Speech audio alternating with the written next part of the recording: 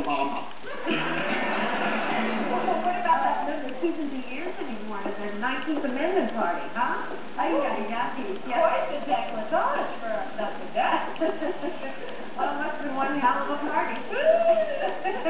Oh, I know what I wanted to tell you. What? Yeah. What? You can tell me. I'll put it in the vault. The vault? Oi, Mr. Seinfeld. We heard you went to the movies with Ramon. Well, I didn't actually go with Ramon. I just bumped into him there. It's a good thing his friends like you security him up. Tell him to phone us. Tell him Dustin says hello. All right, I gotta go. Is he Ramon?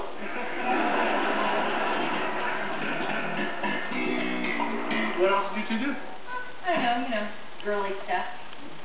Flower shows, shopping for pretty bows, and then back to her place, stripped down to bra and panties for a tickle fight.